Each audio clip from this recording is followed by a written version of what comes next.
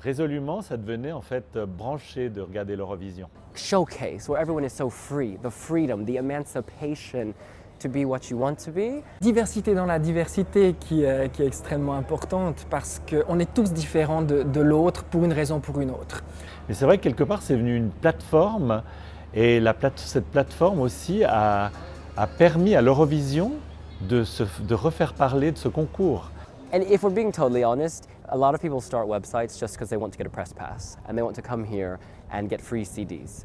And it can be a little frustrating because you want to do a serious interview with someone that you know is going to reach 70 or 80,000 people and could maybe influence some voting. L'Eurovision a sombré un petit peu dans l'oubli dans les années 80 et toute cette communauté a décidé d'aller sur place. S'est dit, il y a une opportunité, il n'y avait plus de journalistes, etc.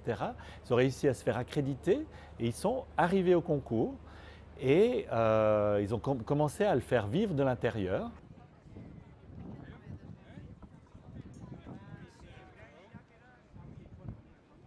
On avait donc une sorte de bulle d'oxygène qui permettait aux hommes gays de l'époque de se dire on va pouvoir se distancer de la normativité hétérosexuelle que doit avoir un homme à cette époque-là en étant dans l'émotion. L'Eurovision Song Contest peut représenter en fait compte un futur possible pour l'Europe.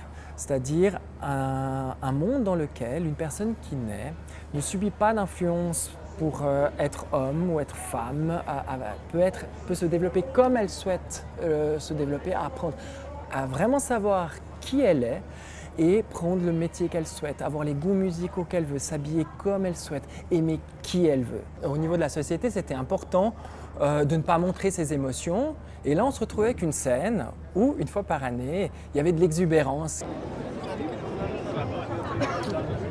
Normalement, un artiste n'est pas censé pouvoir transmettre un message politique. Malgré tout, avec subtilité, certains artistes y arrivent. On peut penser par exemple à Krista Sigfrids qui a représenté la Finlande à une époque où le mariage gay était interdit, était en plein débat dans le pays. Et elle a décidé avec sa chanson Marry Me, qui proposait un clip où elle épousait dans ce clip un homme hétérosexuel.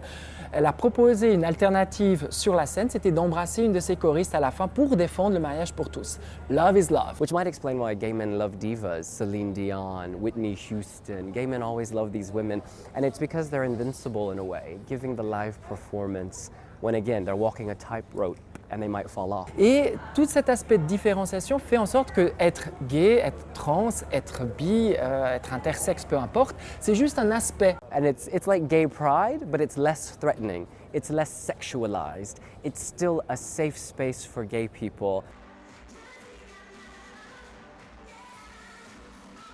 Un nom qui va ressortir très fort, c'est Conchita Wurst, qui s'est fait attaquer par différents pays qui disaient que c'était la décadence de l'Europe. L'Autriche, au départ également, il y avait des gens qui s'opposaient à être représentés par un homme travesti en femme. En 1997, le premier artiste gay, ouvertement gay, venait représenter l'Islande, Paul Oscar. L'année d'après, c'était l'année d'Anna International, grande année où on a une femme trans, male to female. This year, there's nothing explicitly homosexual or explicitly gay, but I'd say that Sarah Alto, she's an open lesbian. She's the most open female contestant we've ever had at Eurovision. She does not hide who she is, and you could actually read her song as a letter to all those people struggling with their sexuality. C'est en parlant, mettant des mots, en discutant, en créant le débat, qu'on pourra faire avancer les choses pour atteindre en fait ce que l'Eurovision Song Contest représente, c'est-à-dire un lieu où tout le monde peut être comme il souhaite être.